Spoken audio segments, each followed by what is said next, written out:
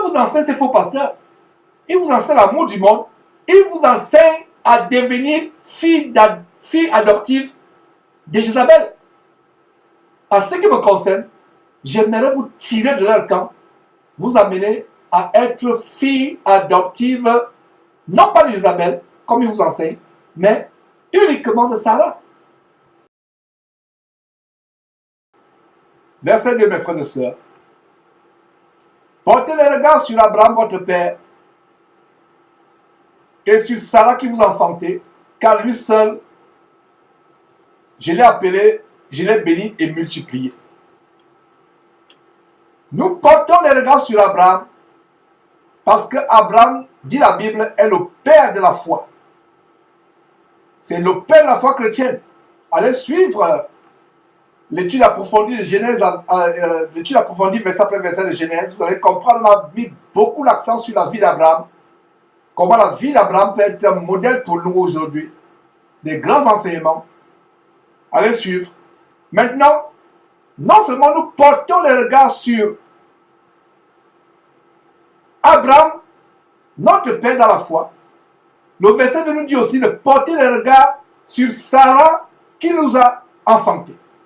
Porter les regards sur Sarah qui nous a enfantés. Malheureusement, et ça s'adresse surtout aux sœurs, les sœurs en Christ, aujourd'hui, détestent Sarah, mais aiment Jézabel. Vous voyez ces femmes pastoresses, pastrices ou pasteuses, choisissez le nom féminin qui vous sied, soit pasteuse ou pastrice ou pastoresse. Elles n'aiment pas Sarah, elles aiment Jézabel.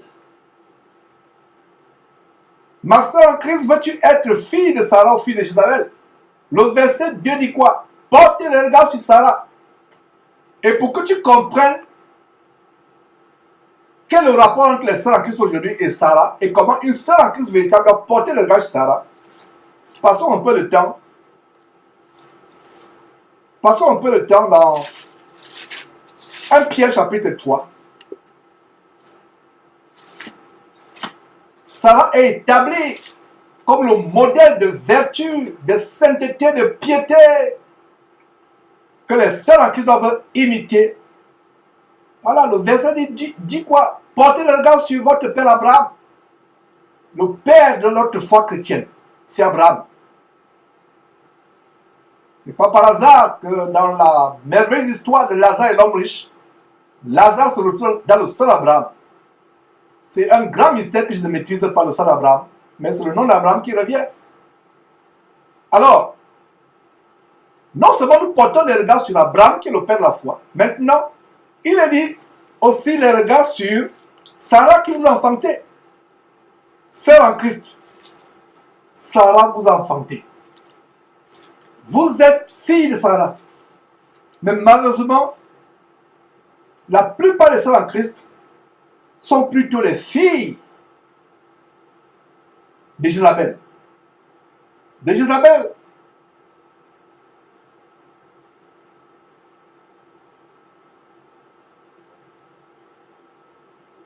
Voilà, et je vous lis rapidement un commentaire d'Esther de Madoché qui est en train de nous suivre sur YouTube, qui dit ceci.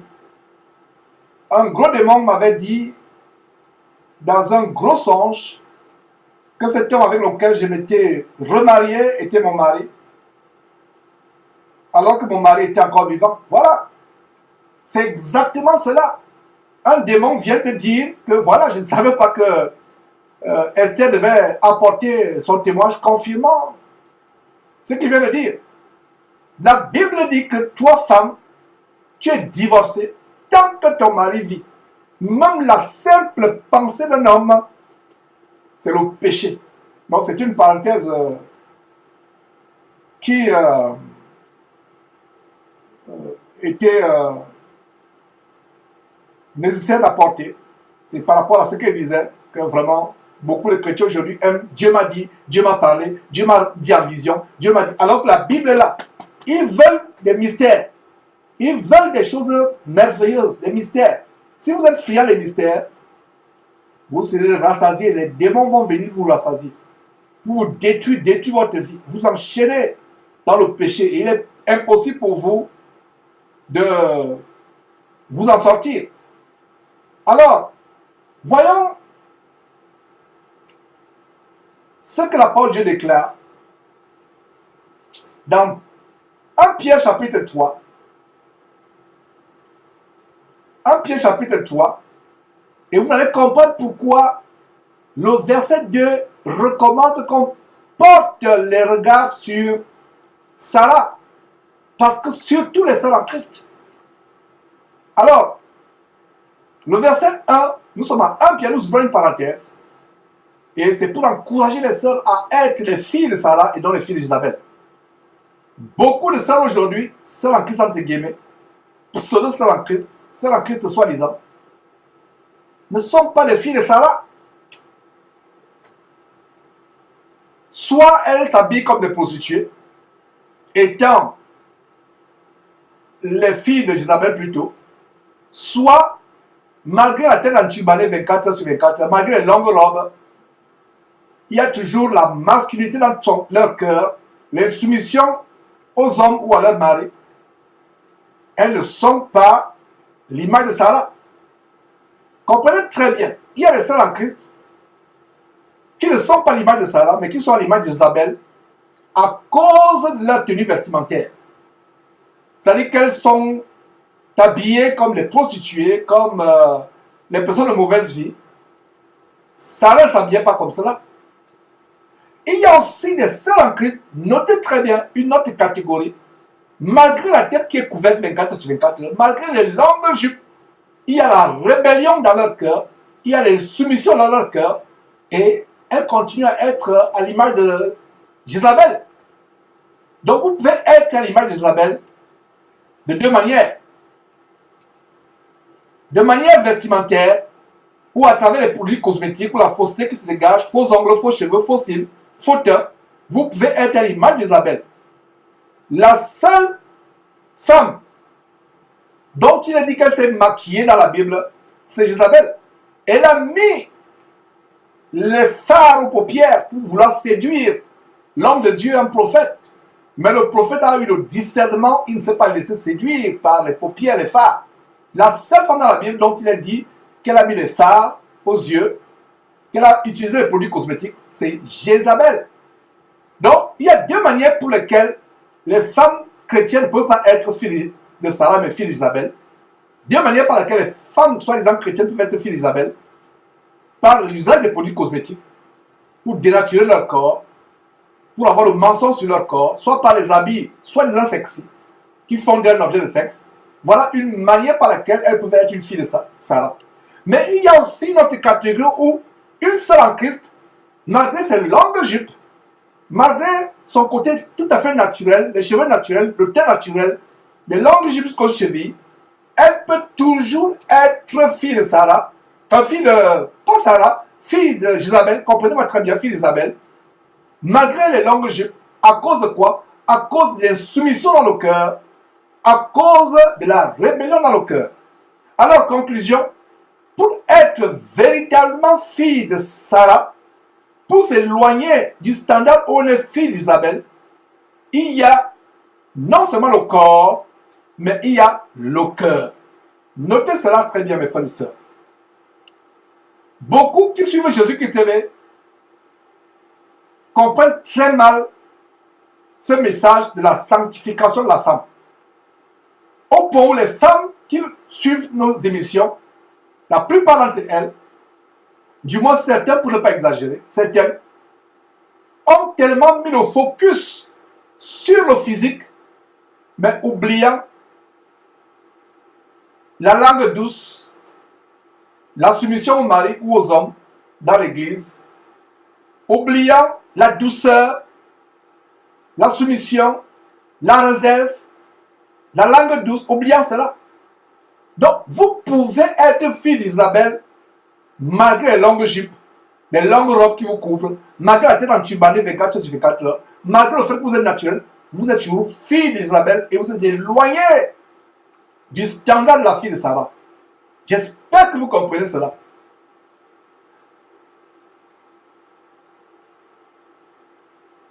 On peut aussi être directement fille de Jézabel et éloignée du standard de fille de Sarah, par son accoutrement. On est comme une prostituée. Dès qu'on vous voit, on voit une fille de prostituée, on voit une fille égyptienne, babylonienne ou chaldéenne, on voit une fille de Jézabel, directement. Mais il y a aussi un autre aspect qui est encore beaucoup plus subtil, dangereux, des sœurs en Christ qui ont l'apparence de piété. Quand vous voyez l'extérieur, elle est voilée 24 heures sur 24 heures, mais c'est une sorcière. Elle est pire qu'un démon. Elle porte de longues robes 24 heures sur 24 heures, mais elle est dangereuse comme sœur. Elle est même pire, infiniment pire, que les prostituées qui vont au point de vue la nuit, malgré ses longues robes. Pourquoi le cœur est rempli d'insoumission, de rébellion? Sa langue n'est pas douce. Alors pour être fille de Sarah, c'est non seulement le corps, mais également l'attitude, le comportement, la douceur, la soumission. J'espère que vous avez compris. Alors, lisons ce que la Bible dit de comment les femmes doivent porter les regards sur Sarah. Qui était Sarah? Il y a dans ce verset, je dirais plutôt ces versets en 1 Pierre chapitre 3, qui nous montrent clairement le côté positif de Sarah. Résumé, c'est un résumé. Et c'est Pierre qui reprend, par la révélation qui lui a été donnée de la part de Dieu, met en exergue Sarah. Alors, femmes, soyez de même soumises à vos maris, afin que si quelques-uns obéissent peu à la parole, ils soient gagnés sans parole par la conduite de leur femme. Et vous allez voir par la suite que Sarah intervient comme modèle. Donc, le verset 1 nous montre que une femme qui n'est pas soumise à son mari, elle peut porter de longues jupes, matin, midi, soir. Elle chiffonne son mari. Elle n'est pas soumise à son mari. C'est mieux même qu'elle aille porter le jean déchiré de fou qu'on appelle jean destroyer. C'est même mieux qu'elle s'habille plus. C'est mieux qu'elle se maquille plus que les femmes qui vont chez Casarima. C'est mieux. Ne faites pas semblant. Vous faites semblant d'être pieuse, vous vous habillez pour que les gens vous voient. L'apparence de piété, mais à la maison, le mari, vous le chiffonnez comme un torchon. Vous le traitez comme un papier hygiénique. Vous le traitez comme une serpillière. Vous êtes insoumise. Vous êtes belliqueuse. Vous manquez de réserve. Voilà. D'autres monde veulent enseigner. Elle veut l'enseigner, mais que dit le verset? Le verset dit quoi? Femmes, soyez de même soumises à vos maris, afin que si quelques-uns obéissent point à la parole, ils soient gagnés sans parole par la conduite de leur femme. C'est-à-dire que la femme n'ouvre pas la Bible pour enseigner la parole à son mari. Par la conduite, rien que par la conduite. Donc, femme vertueuse, qui veut vraiment rechercher la vertu chez la femme, qui veut vraiment s'élever au standard de la véritable vertu chez la femme chrétienne, n'enseigne pas la parole de Dieu à ton mari.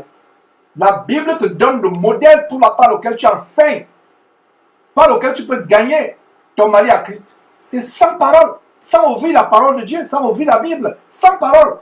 Rien que quoi? Par la conduite. La conduite. Ta réserve, ta patience. Tu n'as pas une langue qui blesse, tu n'as pas une langue injurieuse. Tu ne prends pas l'autorité sur ton mari. Tu as la douceur vis-à-vis des enfants, vis-à-vis de ton mari. Voilà comment cet incroyant, en t'observant, même s'il va dehors, parce qu'il est volage, parce qu'il ne connaît pas encore Dieu, parce qu'il pense véritablement qu'un homme qui n'a pas Christ ne peut pas être fidèle. Donc toi qui es encore célibataire, ma soeur, ne dis pas que tu vas épouser un chrétien parce que Dieu peut le changer. C'est un homme qui te parle. Un homme qui a été dans le péché, qui a eu la grâce d'être sorti du fossé du péché. de Dieu, du péché par Dieu, excusez-moi, par Dieu. Un homme qui n'a pas Christ ne peut pas être fidèle. S'il te dit qu'il est fidèle, c'est un menteur. Et n'oubliez pas que l'adultère selon Jésus-Christ, ce n'est que la pensée.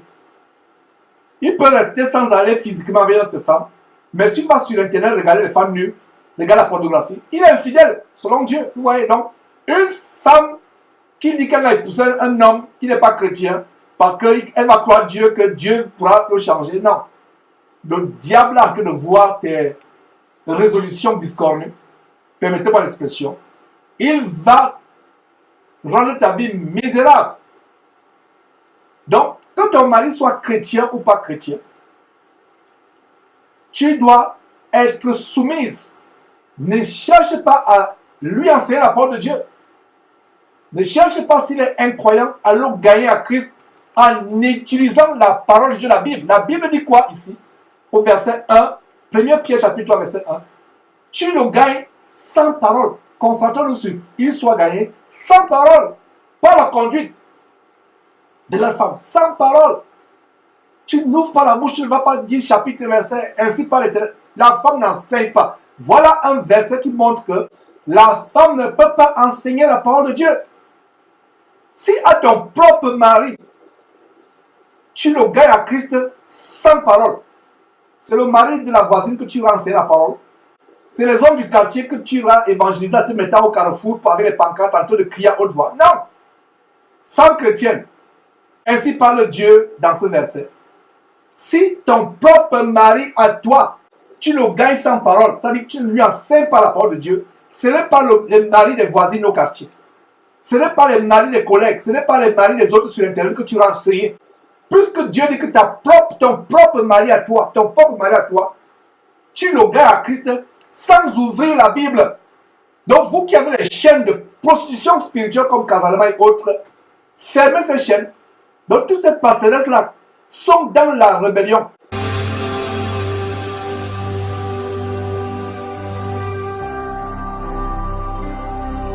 Jésus-Christ TV, vous connaîtrez la vérité et la vérité vous affranchira. Une femme prêche la parole par son comportement. Il y a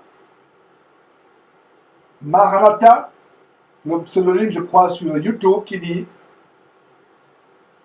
on peut partager les versets en tant que femme chrétienne. Peut-on partager les versets en tant que femme chrétienne?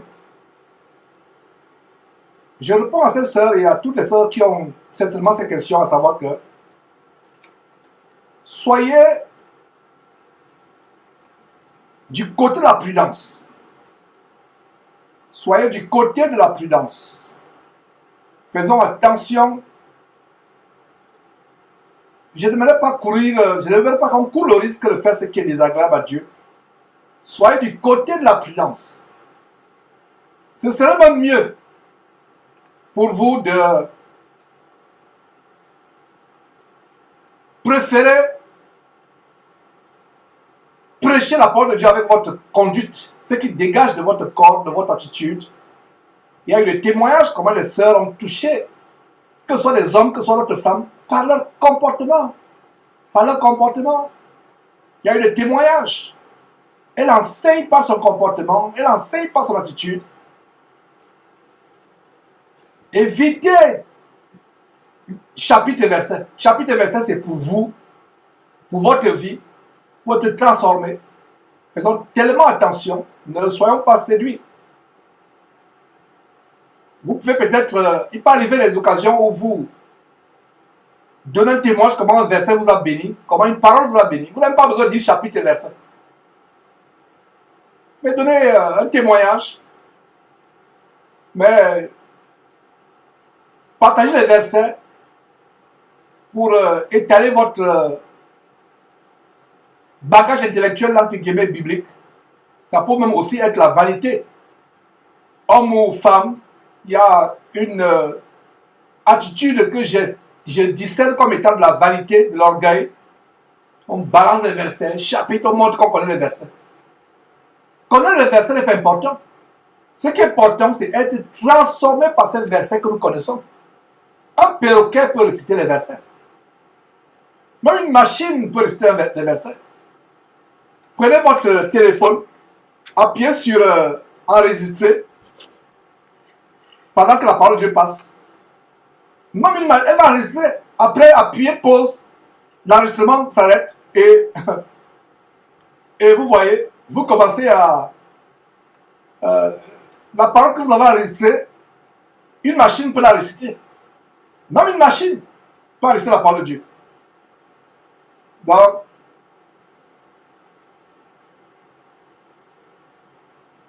il y a Sadna,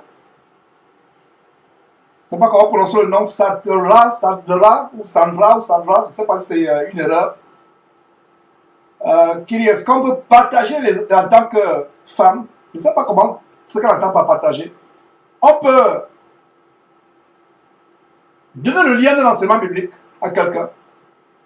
Si vous avez les membres de votre famille à qui vous voulez partager la parole, donnez le lien et je rends grâce à Dieu par la technologie, pour la technologie que nous avons. Je rends grâce à Dieu pour la technologie que nous avons, excusez-moi. Vous pouvez envoyer un lien, vous pouvez couper une petite partie, vous envoyez par WhatsApp, vous pouvez envoyer un lien sur YouTube. Et d'ailleurs, vous sœurs, si vous voulez être tellement actifs, partagez, si le temps vous le permet, à longueur de journée, si le temps vous le permet, ces vidéos, ces enseignements. Et quand il y a longueur de journée, ça doit prendre la priorité sur votre responsabilité en tant que mère de famille ou épouse. Sauf si vous êtes célibataire, vous n'avez pas d'enfant et vous avez tout le temps pour vous. Et même si vous êtes seul, vous devez aussi trouver le temps pour prier, pour méditer la parole de Dieu, pour la lire, pour prier. Voilà. Mais si le temps vous permet, partagez autant que vous pouvez. D'ailleurs, nous encourageons les frères et sœurs à partager abondamment, partager au maximum de personnes.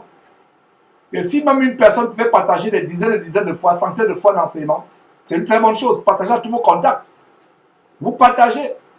C'est comme si vous avez pris de la semaille et vous avez lancé sur le sol. Voilà. Partagez la parole, dit écoutez, cher ami, ou écoute, cher voisin, ou cher ami, cher collègue, cher parent, voilà. Cet enseignement, celui-là, il peut t'édifier. Il peut t'aider. Partagez, et c'est votre responsabilité. Que la personne soit touchée ou pas, ce n'est pas votre problème.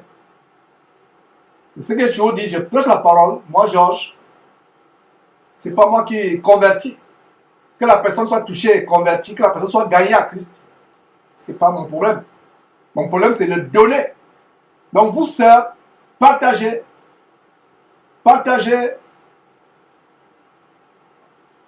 Voilà, donnez les versets. Partagez les statuts sur... ça peut être enseigné de manière indirecte. Sœurs, soyez du côté de la prudence. Voilà. Partagez, donnez le lien d'un enseignement. Parce que même en donnant un verset, ça peut être pris comme un enseignement. Ça peut être pris comme un enseignement de manière indirecte. Donc faites très attention. Soyez du côté de la prudence. Soyez du côté de la prudence. Ne courez pas le risque d'être rejeté par Dieu, par votre rébellion. J'encourage. Et Esther dit, est-ce possible entre celles de partager la parole de Dieu? Absolument pas. La parole de Dieu se partage dans une église. Dans la parole de Dieu, il n'y a pas un verset qui montre que les sœurs se retrouvaient pour partager la parole de Dieu. C'est un travestissement. Et nous avons compris que la plupart de ces sœurs qui ont ces initiatives, il y a quelque chose qui démange en elles. Elles ont la démangeaison de vouloir enseigner. Éloignez-vous de l'enseignement de la parole de Dieu. Éloignez-vous. L'enseignement que vous donnez, c'est votre comportement. Changez de vie. Changez votre langue. Changez votre manière de vous comporter, d'agir ou de réagir. Vous allez gagner beaucoup de personnes. Éloignez-vous de cette démangeaison de sortir d'un verset, d'ouvrir la Bible, de penser qu'il faut faire quelque chose. Éloignez-vous de cela. Et ça, c'est la cause numéro 1 pour laquelle beaucoup de sœurs se retrouvent en enfer. La démangeaison de vouloir enseigner. Éloignez-vous de cela, c'est l'esprit de Jézabel. Alors, nous avons vu en Genèse comment nous devons, en Genèse chapitre 51, pas Genèse, Ésaïe, pardon, le premier chapitre du jour 51, Ésaïe, chapitre 51, verset 2, comment nous devons porter le regard sur, non seulement Abraham, porter le regard aussi sur Sarah qui vous a enfanté. J'ouvre une parenthèse pour dire aux sœurs en Christ, sœurs en Christ, ce n'est pas Jézabel qui vous a enfanté, c'est Sarah qui vous a enfanté. Malheureusement, beaucoup de sœurs suivent Jézabel, s'éloignent de Sarah, soit par la manière de se vêtir, soit par leur comportement, leur insoumission, leur rébellion. Vouloir enseigner coup la parole de Dieu, vous n'êtes pas fille de Sarah. Suivant ce que la Bible dit de Sarah, la Bible dit ceci. Retournons à 1 Pierre chapitre 3. Il a dit quoi? Femmes, soyez de même soumises à vos maris, afin que si quelques-uns n'obéissent point à la parole, ils soient gagnés sans parole par la conduite de la femme. Alors, je disais ceci. Si la Bible te dit, toi femme, de ne pas enseigner la parole à ton mari, de la gagner par ton comportement, ce n'est pas au mari des autres que tu vas enseigner. Donc, ferme ta soi-disant chaîne d'enseignement sur YouTube. Ferme cela. Si tu n'enseignes pas la parole de Dieu à ton propre mari, la Bible te disant que tu ne gagnes pas ton comportement, ce n'est pas les maris de trouille au quartier. Ce n'est pas les maris de trouille sur Internet que tu vas enseigner.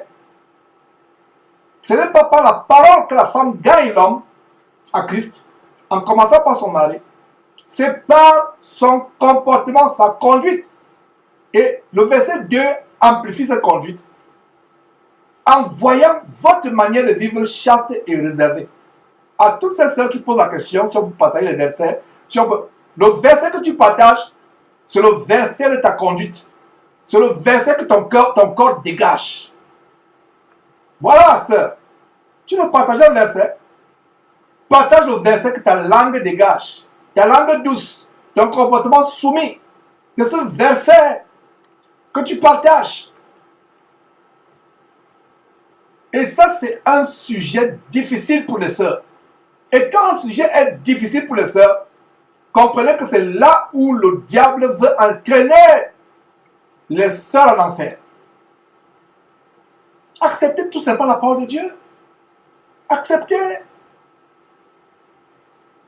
Quand il y a cette sensation de rébellion, il y a même des sœurs qui, au moment où j'enseigne, sentent la haine dans le cœur à mon égard. Elles disent, non, là, je ne suis plus d'accord avec Georges. Parce que le diable ne voulait pas que tu sois libéré et que tu comprennes que tu dois devenir fille de Sarah et cesser d'être fille de Jézabel. Le diable ne voulait pas que tu sois franchi sur cet aspect-là. Beaucoup de sœurs ont abandonné les habits sexy, ont abandonné l'amour du monde. Mais le côté dont je vous parle là, vouloir toujours partager les versets, vouloir se réunir ensemble entre sœurs pour partager la parole de Dieu, ça commence d'abord par prier ensemble. Ah, sœurs, si on peut se voir dans le temps pour prier ensemble.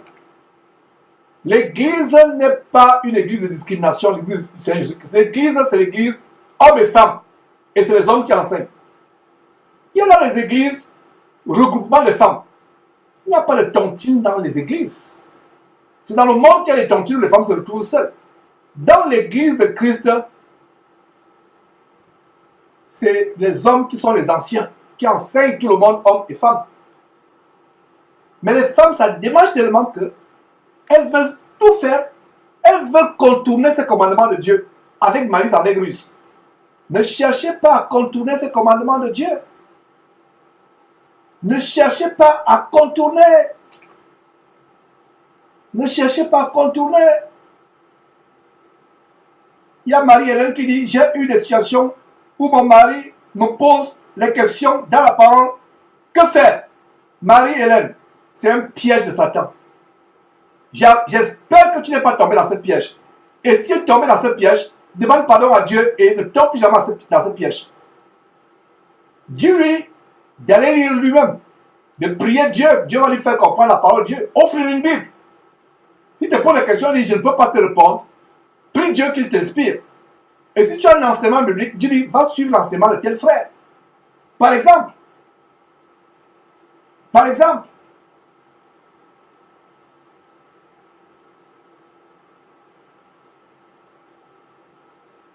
l'histoire de lire même la Bible entre nous, évitez de tomber dans, ça c'est la question de Mesmine, est-ce qu'on peut lire la Bible entre nous sans explication? Évitez tout ce qui peut vous faire tomber dans le piège. Vous vous retrouvez pour lire la Bible, le diable passera par l'une d'entre vous pour ouvrir une porte. Et tout ce que vous avez fait en lisant la Bible, tout cela est dissous, anéanti par Dieu parce qu'il y a eu cette porte. Évitez, évitez, évitez. Si tu veux lire lis la Bible seul chez toi. Maintenant, si tu te retrouves avec une sœur pour prier, priez, chantez les cantiques. Priez et chantez les cantiques. Si tu veux lire la Bible chez toi. Évitez. Il y a tellement de questions que je ne peux pas prendre toutes les questions par rapport à ce sujet. Ça veut dire que c'est un sujet tellement... Quand vous voyez un sujet où le diable, il y a tellement de confusion, c'est que voilà, beaucoup de sœurs pourtant, qui pensaient être pieuses, qui pensaient sur le Seigneur, se retrouveront en enfer à cause de ce sujet que je suis en train d'évoquer. Fille de Sarah ou fille d'Isabelle, choisis.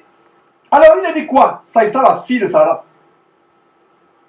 Ayez non cette parure, d'abord le verset 1 disait, si un homme, déjà votre mari à vous, n'obéit pas à la parole, il sera gagné par ta conduite. En voyant quoi? Ta manière de vivre chaste et réservée. C'est ta chasteté, ta réserve. Une femme réservée n'est pas insolente, elle n'est pas injuriante, elle ne se querelle pas, elle ne s'enflamme pas, elle est chaste et réservée. Quand ton mari voit cela, ce sont les versets bibliques que tu balances. Ce sont les versets bibliques que tu balances. Ouvre la Bible, commence à enseigner ton mari, il va s'endurcir. Il va s'endurcir, tu lui fermes la bouche pour le royaume de Dieu. Tu lui fermes la voix, excusez-moi. Tu lui fermes la voix pour le royaume de Dieu. Le verset que ton mari doit lire, venant de toi, c'est le verset que ton corps dégage. C'est le verset que ta bouche dégage. C'est le verset que ta conduite dégage. Voilà les versets qu'il doit lire. Non seulement ton mari, tous les hommes, soit les collègues de travail, soit les camarades de classe, soit les voisins de quartier.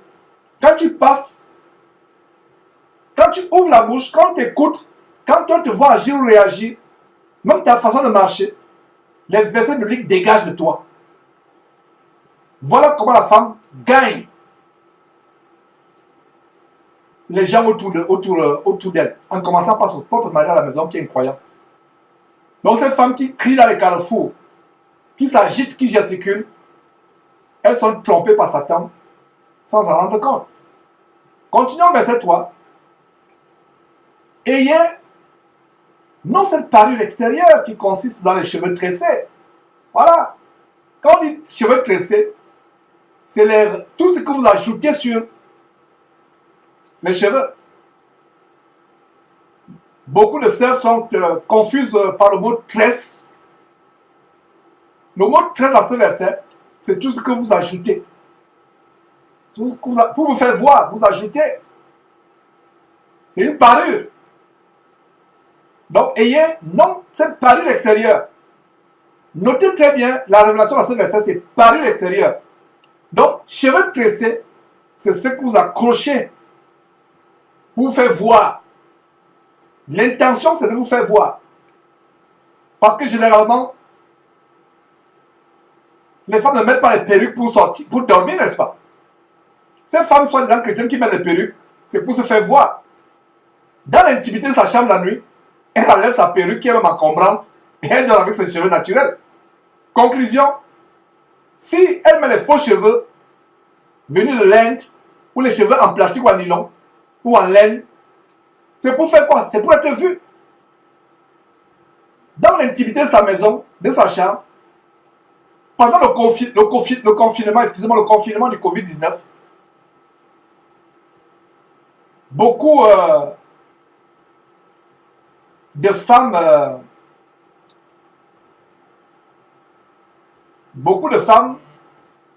ne portaient même plus les perruques, n'avaient plus les faux ongles, les faux cils, puisqu'elles sont dans le confinement de leur maison. Alors, ayez non cette parure extérieure qui consiste dans les cheveux tressés, les ornements d'or ou les habits qu'on revêt.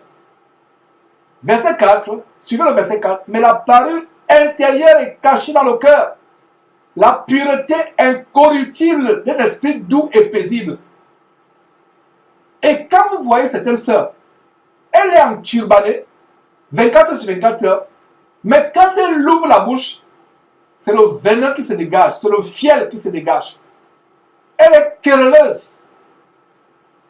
Il n'y a pas de paix dans ses paroles. C'est le feu qui sort de sa bouche. Elle crache le feu quand elle ouvre la bouche. Pas les injures, pas les insultes. Mais elle est en turbanée. Il faut que je commence à exposer de plus en plus cela. Parce que certaines sœurs parmi celles qui nous suivent, qui sont même assidus à ces enseignements de Jésus-Christ TV, elles se limitent à vouloir être filles de Sarah par la tenue vestimentaire seulement.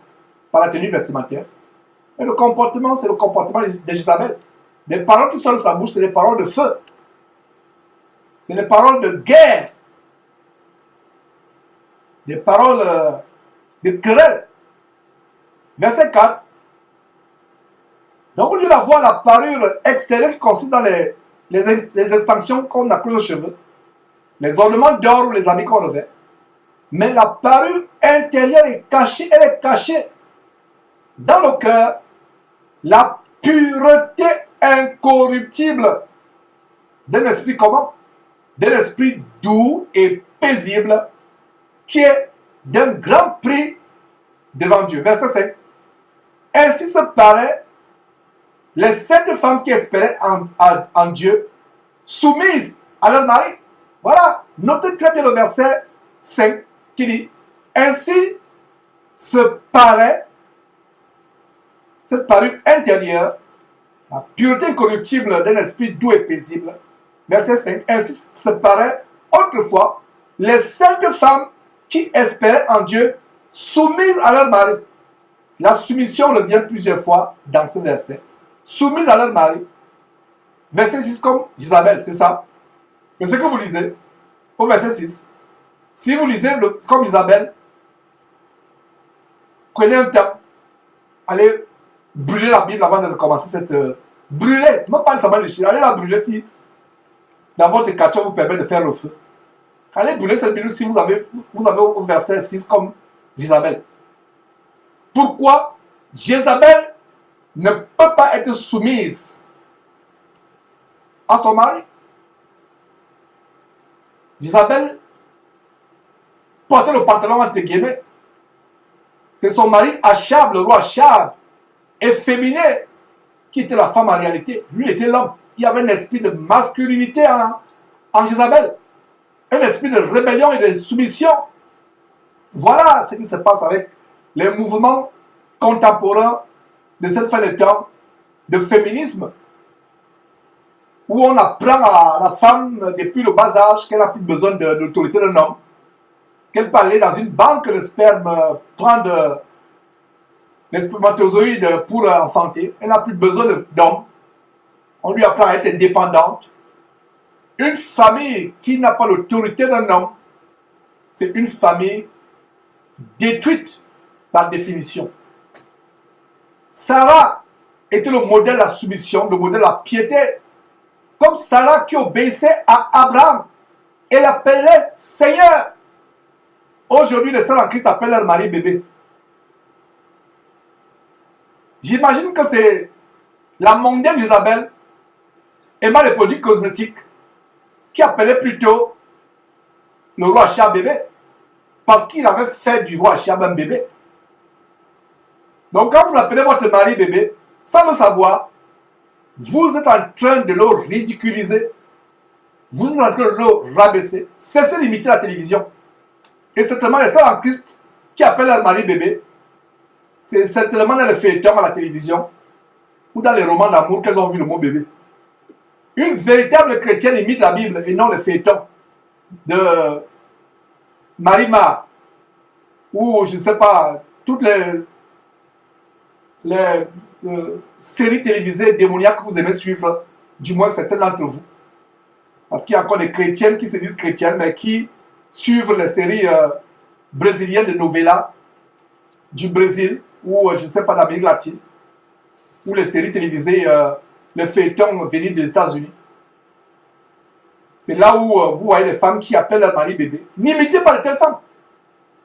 Sarah n'appelait pas Abraham bébé. Sarah appelait Sarah n'appelait pas Abraham bébé. Sarah appelait Abraham Seigneur. Seigneur. Voilà. Seigneur. Ma soeur, as-tu le courage d'appeler ton mari Seigneur, qu'il soit chrétien ou pas chrétien? Mon Seigneur. C'est un mot qui pèserait 10 tonnes dans la langue de certaines sœurs, n'est-ce pas? C'est-à-dire que Georges, c'est vrai que tu viens de dire, mais moi, cet homme-là, est-ce qu'il mérite vraiment que je l'appelle Seigneur? C'est que tu as encore un problème. Qu'il mérite ou qu'il ne mérite pas, devant Dieu, il est ton Seigneur. Qu'il soit chrétien ou pas chrétien, qu'il soit un homme bon ou un homme méchant, Seigneur, l'appelait Seigneur. Elle l'appelait Seigneur. C'est ça. Quelle est la dernière fois où tu appelais ton mari Seigneur? Là, tu m'as déjà appelé Seigneur. Là, tu as déjà appelé Seigneur. Il y avait un respect qui se dégageait. C'était un grand respect. Ce n'était pas comme aujourd'hui où on chiffonne. Chiffonne le mari. Et voilà, faites attention. Ne soyez pas contaminés par la pollution des films venus de Hollywood ou de Nollywood ou de, je ne sais pas, tous les films que vous voyez, de Bollywood. Ne soyez pas contaminés, ne suivez pas les films, ne suivez pas les romans d'amour, tous les noms que vous donnez. La Bible dit, l'appelait Seigneur. On n'appelle pas quelqu'un dans le cœur. Elle l'appelait. Appeler, c'est appeler. Si j'appelle mon épouse dans le cœur, est-ce qu'elle va m'écouter? Non. Je l'appelle pour qu'elle m'écoute, n'est-ce pas?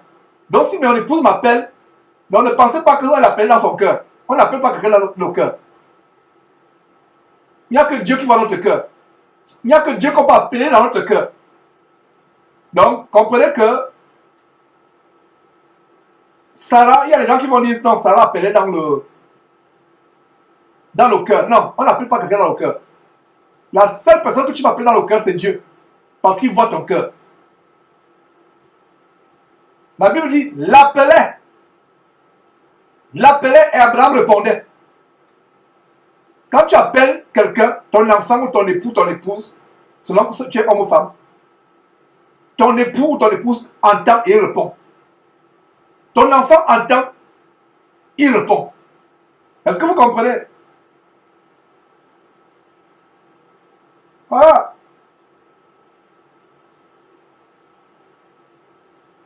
Il y a un très bon commentaire de Modeste du côté du Cameroun qui dit d'autres peuvent le faire juste pour être vus, tandis que Sarah le faisait du fond de son cœur. Sarah le faisait, ça venait de son cœur. D'autres peuvent aussi le faire, effectivement. Ça, c'est une très bonne remarque. Ça vient du cœur. Ça ne le faisait pas pour être vu. Et la meilleure façon de le faire, c'est de le faire dans l'intimité. Vous appelez votre mari sœur lors des réunions d'église, mais dans l'intimité, c'est vous l'appelez bébé et vous le chiffonnez comme un bébé réellement. Même votre bébé, vous n'allez pas le chiffonner comme cela. Vous le chiffonnez plus qu'un bébé. Parce qu'un bébé mérite toute l'attention. Mais quand on ouvre la parole, la bouche, les paroles de querelle, les paroles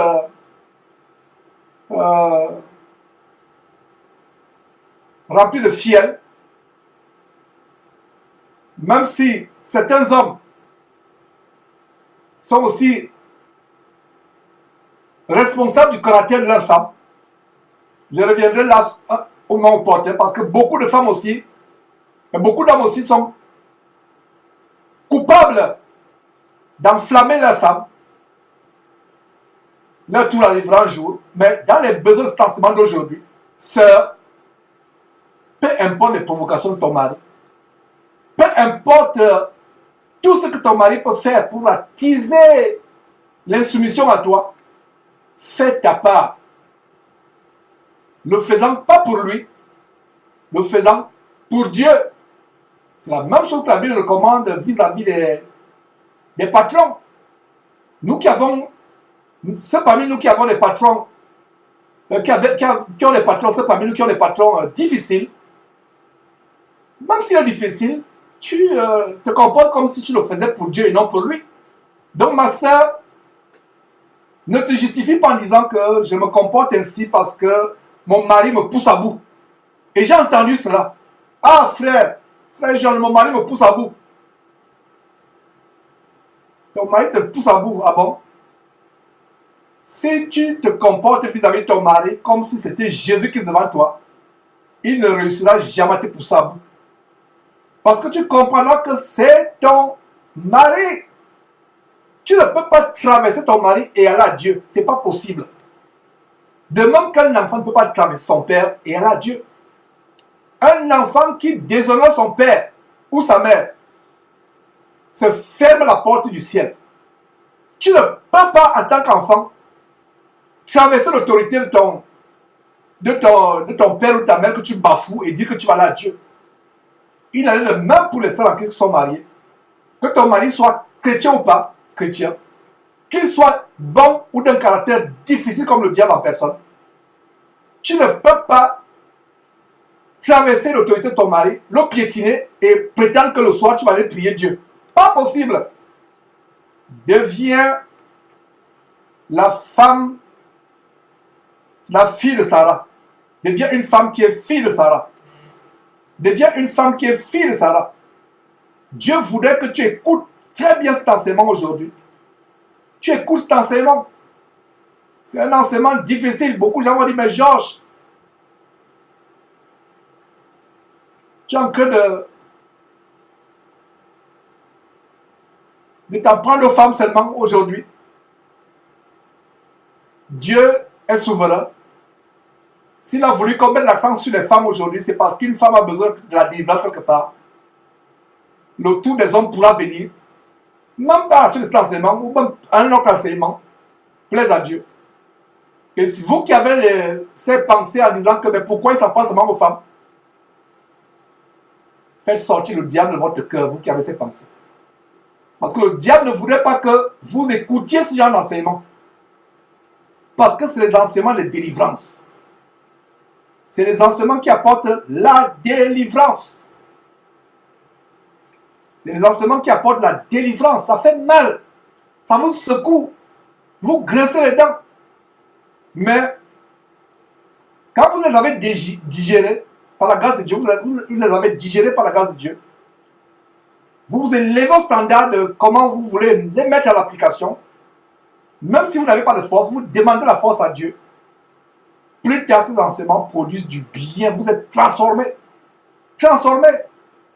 Donc, ce sont d'être les chrétiens de paraître, mais qui ne sont pas véritablement transformés. Ces enseignements doivent produire la transformation dans nos vies.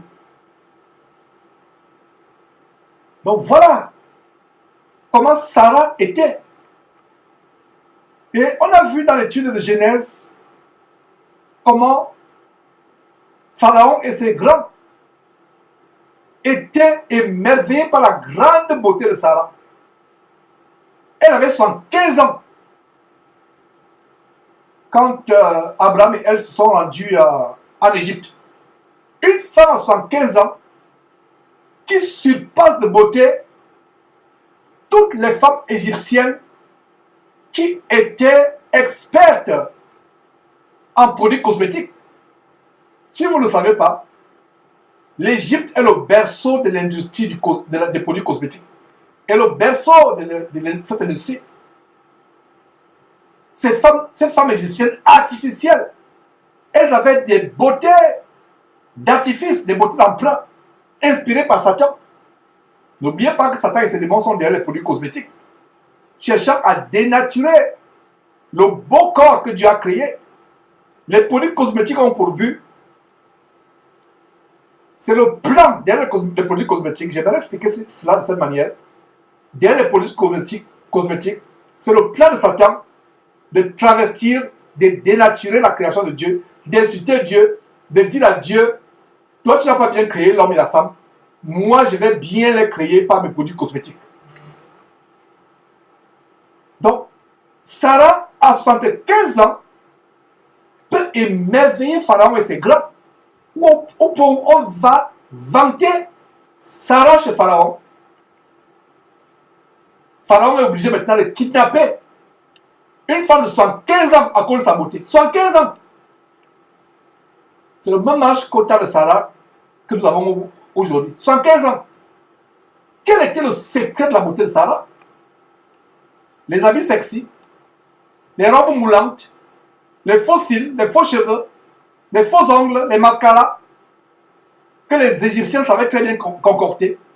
C'était les poudres, les peintures pour mettre aux joues, aux paupières, sur le front, que les Égyptiens savaient bien concocter. Non! Le grand secret de la beauté de Sarah, c'est ce qu'on vient de lire.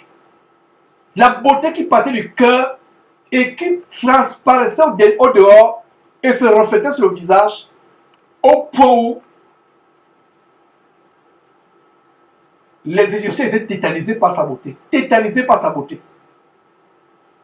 Regardez comment Pierre a reçu la révélation pour bien expliquer pourquoi Sarah, à 75 ans, pouvait être kidnappée par une beauté légendaire. Et le secret, c'est quoi? Elle n'avait pas de parure extérieure. Les Égyptiens, hommes ou femmes, portaient les perruques, accrochaient les choses sur les cheveux. Ils avaient les ornements d'or, les colliers, les bracelets en or, pour rehausser leur corps. Ils avaient les habits somptueux. Mais Sarah n'avait rien de cela.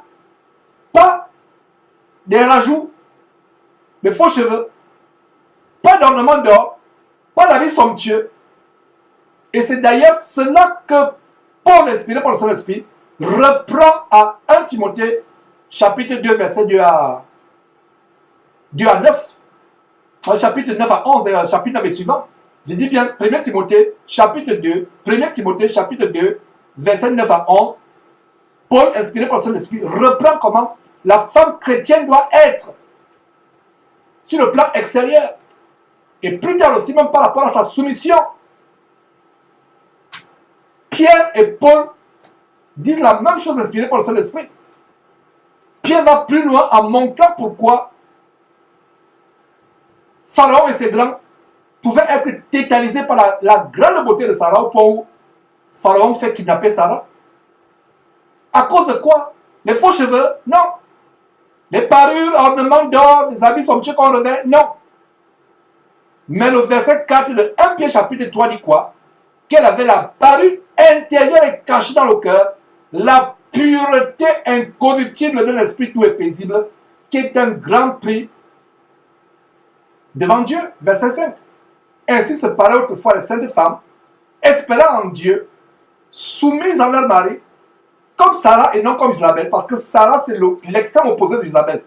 Il y a deux femmes qui s'opposent dans la Bible, Sarah et Isabelle. Nous sommes descendants d'Abraham par la foi. Vous êtes sœurs, filles d'adoption de Sarah. Malheureusement, beaucoup de sœurs en Christ semblent le savoir, sont plutôt les filles d'adoption, les filles adoptives d'Isabelle. Donc, regardez comment Sarah pouvait éblouir tout un peuple. Elle est kidnappée, on vante la beauté de Sarah.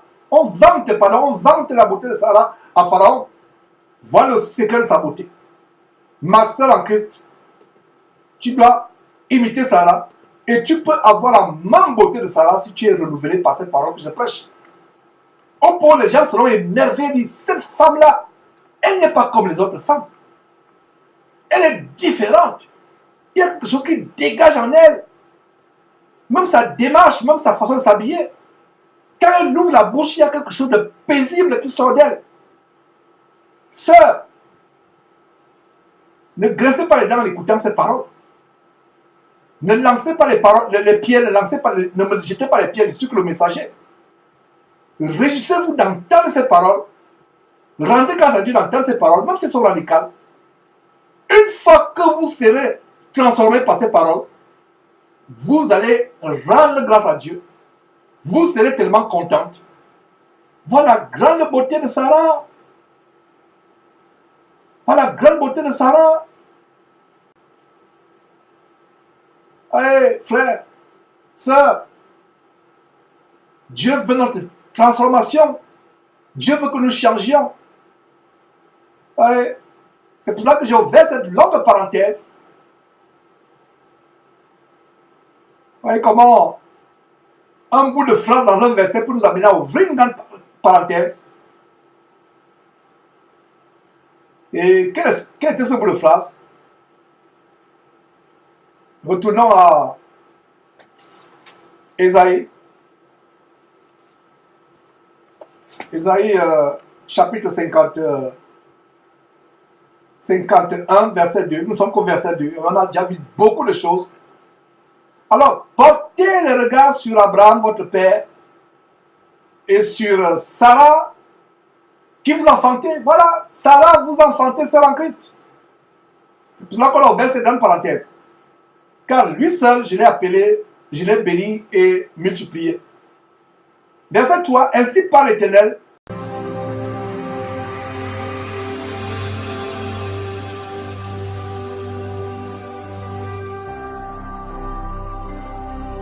Jésus-Christ TV,